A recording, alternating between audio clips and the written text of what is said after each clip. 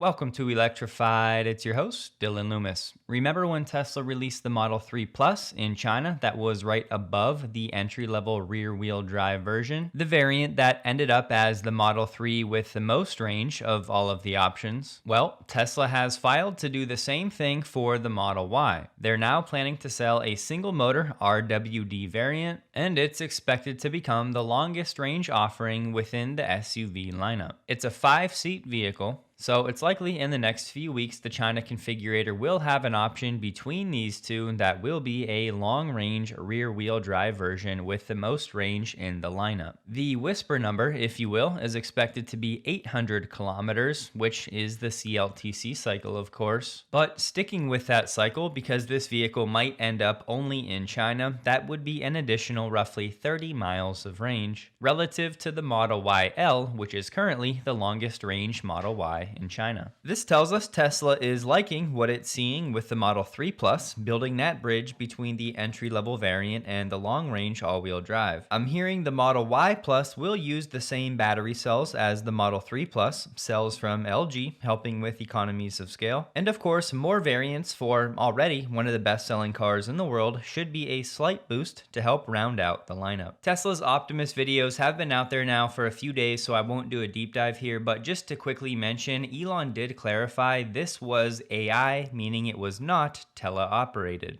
And a very similar sequence of moves from Optimus was then shown off at the Tron Ares premiere at TCL Theater in LA. The Optimus appearance here makes a lot of sense with the movie and the AI themes, but this also meant that Tesla, XAI, and Disney had a little partnership, which was for interactive AI-driven experiences. So perhaps Elon and Bob Iger have since made amends from Elon's famous lash out directed at Bob. This Optimus was outfitted in a Tron-esque glowing suit, and this was a star-studded event, so nice exposure here for Tesla and XAI. But no, Optimus did not actually appear in the movie. This was just for promotional purposes. Just two things I wanted to point out here. Murtaza Dalal from Tesla, who works on Optimus, said this might be the coolest looking version of the bot we have done so far. So if thus far you have not been expecting different styles and flavors of Optimus, I think the time to start would be now. But the main thing I wanted to share here, Robert Scoble actually DM'd Elon to figure out which version of Optimus this was doing the Kung Fu. And as it turns out, it was still just Optimus version 2 or 2.5. We still have not yet seen Optimus version 3. So as we've said, Tesla is playing its cards very close to the chest right now with version 3, which from an investor standpoint is beautiful. There are all kinds of demos and marketing and promo activities going on at various robot companies, but for a company to really break through and enter the trillion-dollar conversation, the way I see it, it's going to come down to the hands and the manufacturing at scale. So for me, that's what I'm watching for closely. And a bonus, there's not a whole lot we can deep dive into just yet, but I will be eager to when we have something to work with. Ashok said it's just the beginning. Once the AI models for self-driving and Optimus unify, it's going to be fire. And Min Sung-an from Tesla's Optimus team said this is not some video game, guys, but our bot actually doing martial arts. When a humanoid looks like a human and moves like one, it has so much character and personality. And Russell from Tesla's Optimus team shared a post from Ashok talking about FSD 14.1, but he said many of these model improvements will be directly useful for Optimus as well as we unify architectures. Both robots need to very efficiently compress video context to make decisions. And then the official Tesla account shared an image saying car-shaped robots, to which Elon said exactly. So again, I do not want to get over my skis here, but we know FSD has been trained on billions of miles of real-world data, which has given the neural net a very rich understanding of object detection and scene dynamics, edge cases, how to interact with pedestrians and traffic. And it sounds like there's a way Optimus might be able to inherit that world model that Tesla has developed on the car robot side, which would, in theory, greatly shorten the learning curve for Optimus developing a world model of its own. So for now, there's not a whole lot to nerd out on when it comes to this great convergence set to happen at Tesla. But whenever we get something, I'll be eager to dive into it, because something tells me this storyline at Tesla is one of the biggest synergies that Tesla has right now. And today, Figure released a roughly 6-minute video of its new Figure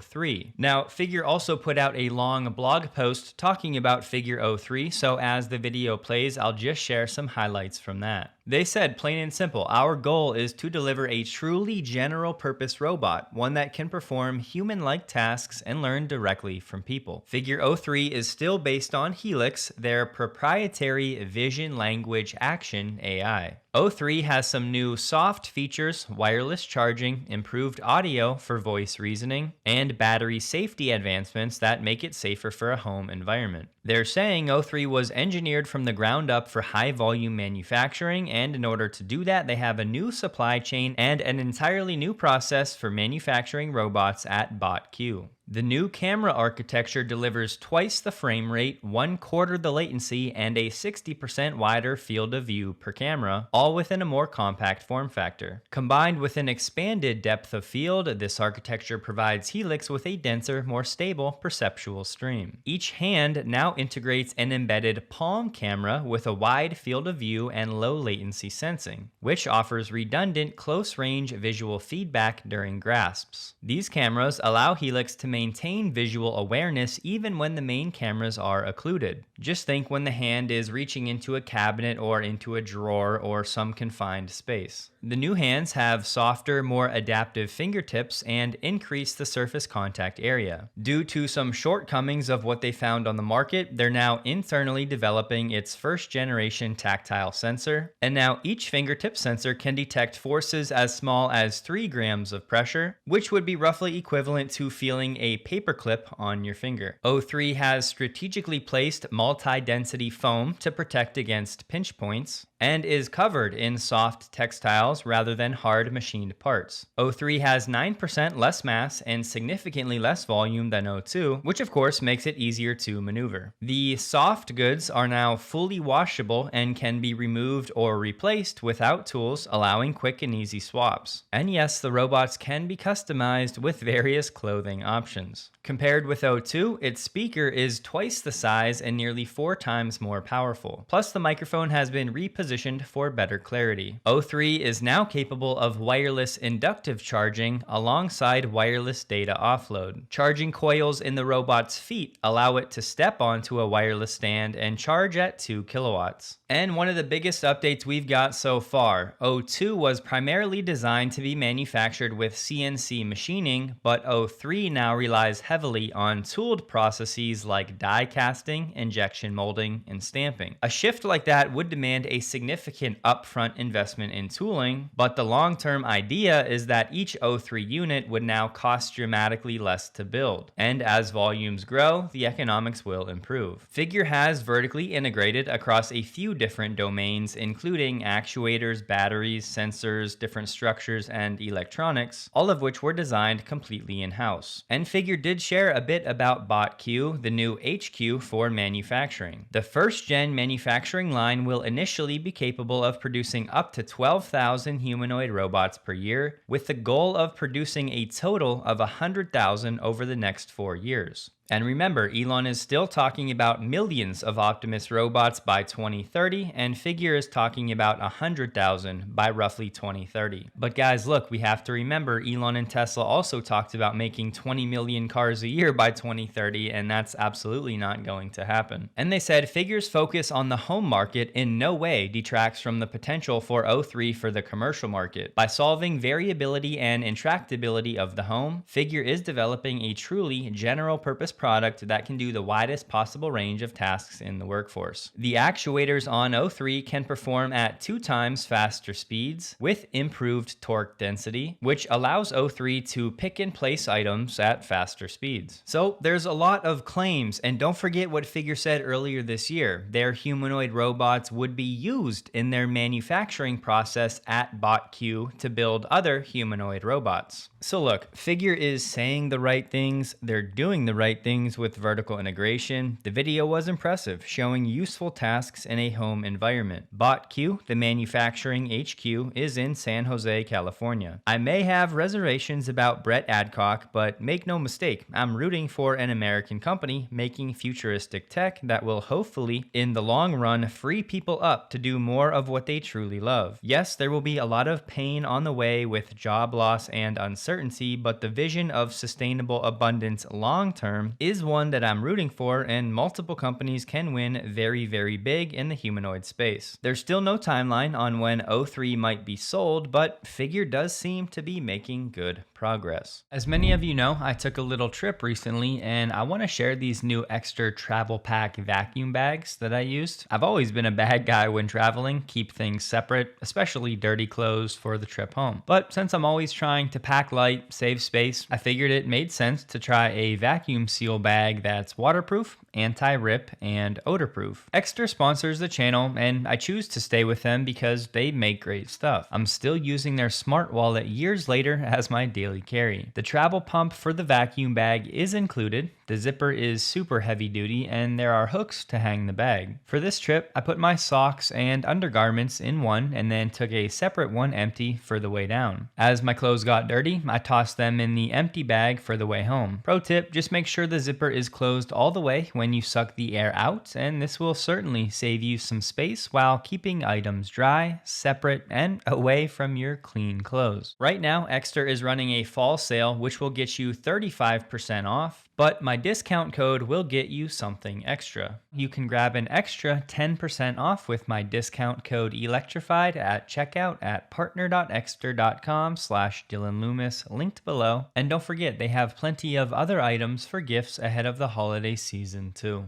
Dropping back in on FSD 14.1, Chris from Dirty Tesla also shared some potential reasons why it's not going wide yet. That's another part of this fast decision making I was talking about is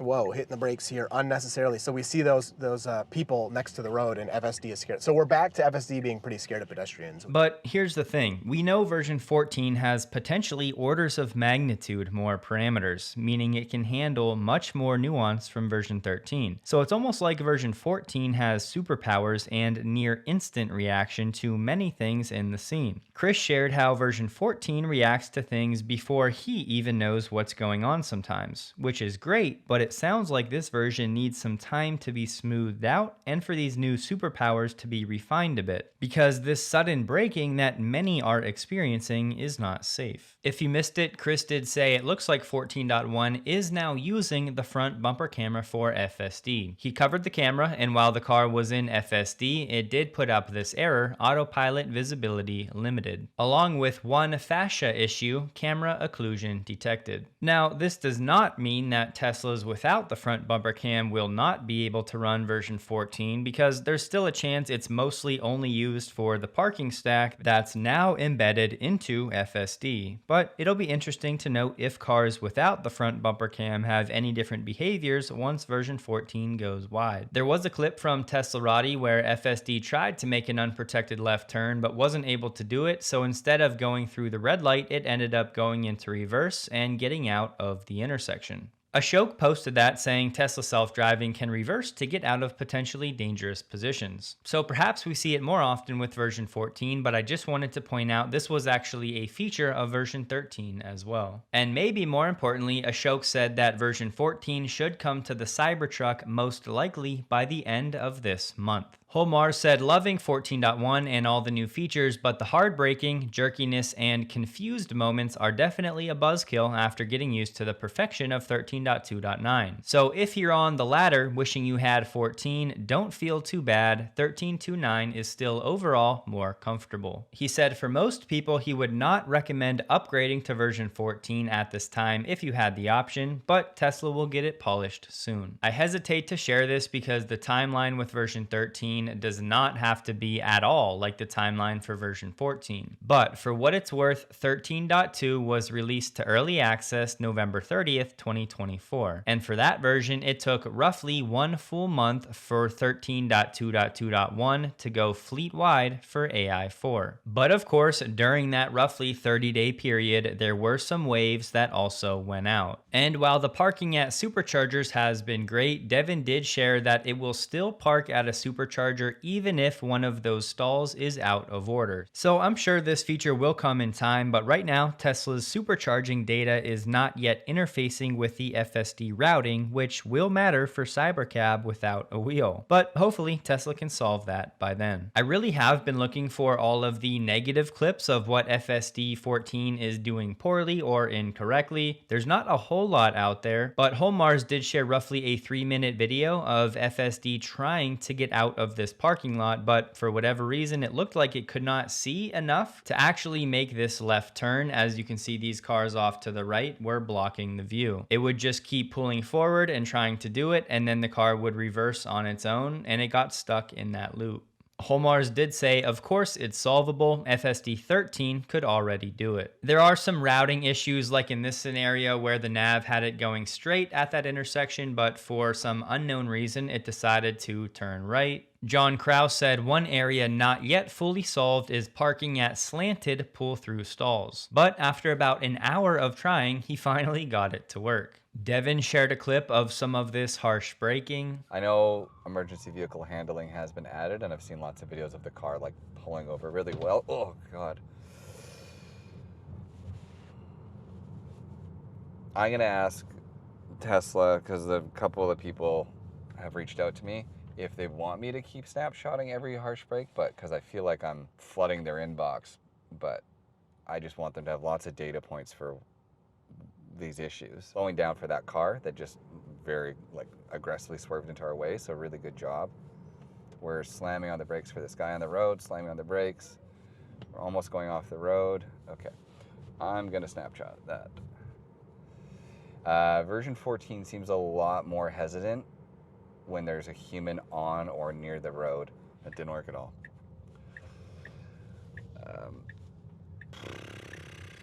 Yeah, I think I'm kind of done testing FSD downtown. I like this harsh braking, like that.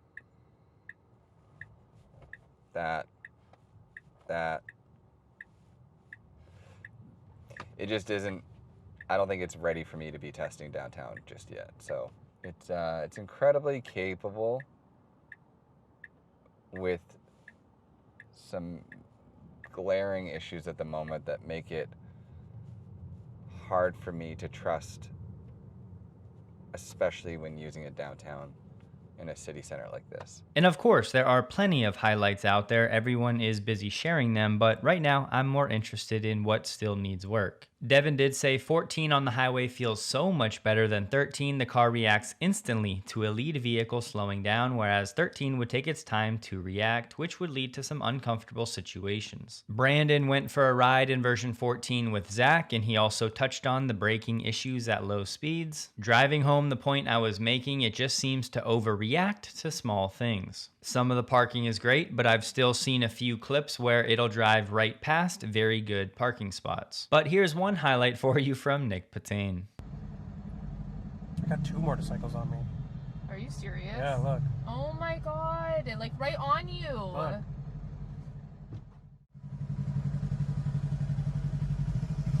Wow. Wow.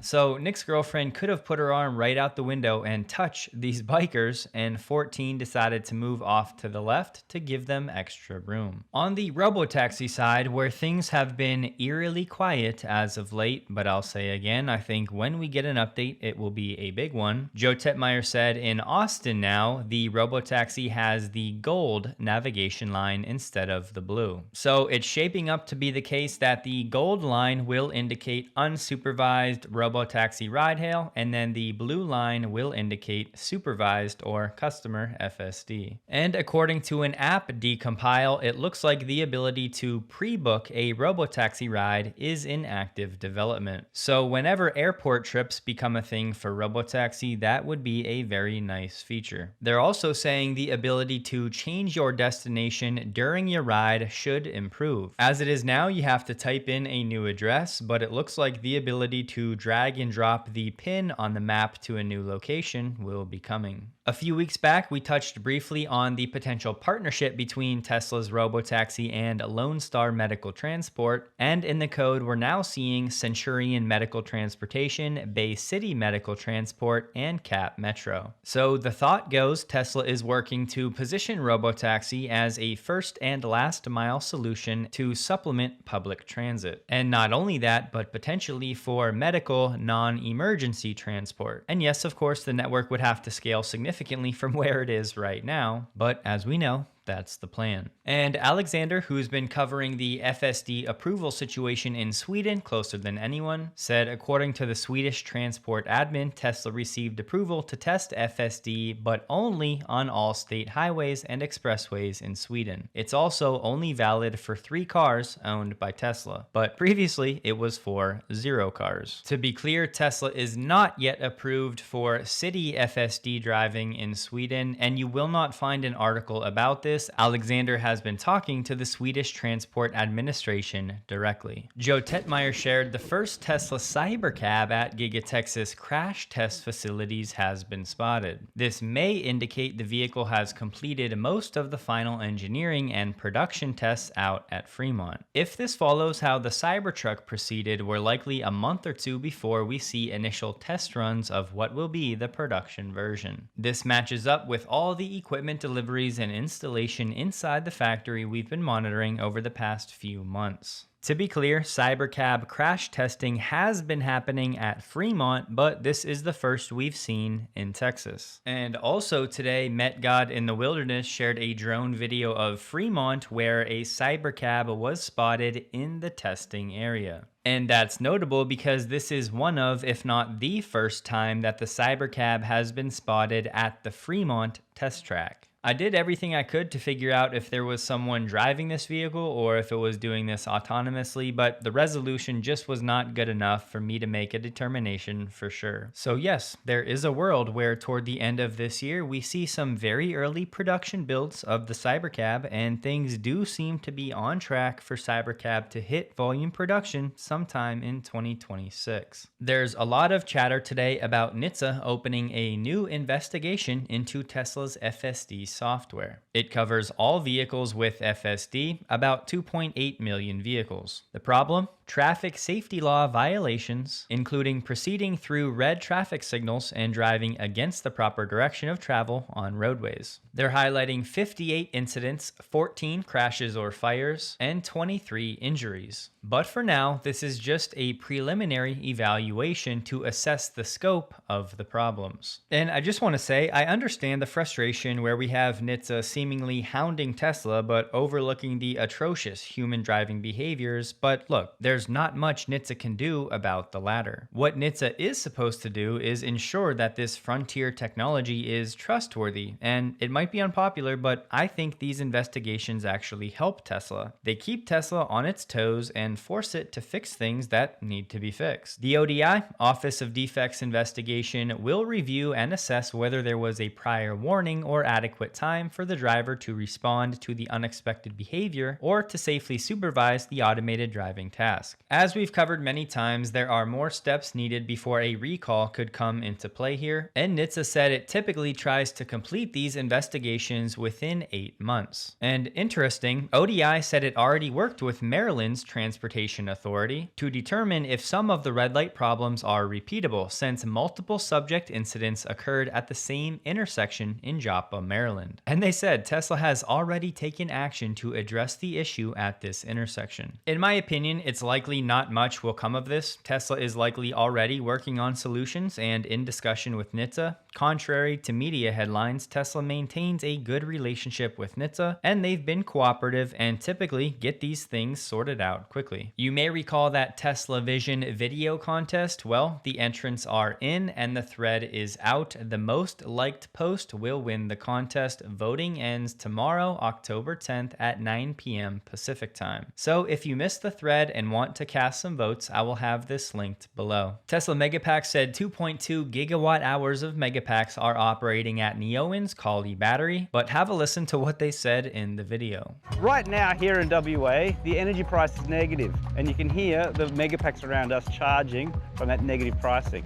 Now what's driving that negative pricing is prolific rooftop solar. So over half of WA's energy right now is coming from rooftop solar. I mean, it's just a beautiful thing. Fun fact about the Cybertruck, Wes said, have seen a lot of people correcting that the tailgate will not stop bullets, but actually it can. The Cybertruck tailgate is 1.4 millimeters thick, hardened steel, Tesla's custom steel, which is the same as the sail panel. In our demo video, the sail does stop the Tommy gun bullets. The doors, however, do have more stopping power at 1.8 millimeters thick. So yes, the tailgate has some bullet stopping power as well. On the Tesla shop, there's now a Model 3 turn signal stock retrofit available for $595. In an upcoming Tesla software update 2025.38, 3D buildings is a new feature. You can now see buildings and cityscapes in more detail with 3D view. To enable, switch to map view and tap the 3D icon. It does require premium connectivity. I was able to find this video shared by Lucas. It is a bit low quality, but it gives you the 3D renderings in the in-car UI, which means yes, we're getting closer to what they showed us for the app renders at the 1010 event. And my Canadian friends will love to hear, with that software update, Tesla is finally launching Grok in Canada. I am no fan of Time magazine, but they just released the Best Inventions Hall of Fame. Tesla's 2012 Model S made the list as one of the top 25 inventions of the past 25 years. They said the car proved a game-changing advance for EVs, expanding driving range and making them an exciting alternative to their gas-powered predecessors. Lars chimed in about the glass situation for the new standard Model Y. He said all glass is not created equal. Remember, the Model Y premium glass is laminated with silver infrared reflective coatings to make it super comfy and reject solar load. The standard is not. Plus, lots of people wanted a closed headliner, always trying to listen and improve road noise at the same time. I'm super excited about the financing opportunity that they're doing. You know, the only regret I have about XAI, we're an investor already. The only regret I have is I didn't give him more money. You know, almost everything that Elon's part of, you really want to be part of as well. And he gave us the opportunity to invest in XAI. I'm just delighted by that. And so that's an investment into a really great future company. And we will talk about that financing opportunity in tomorrow's episode because it's not a standard setup.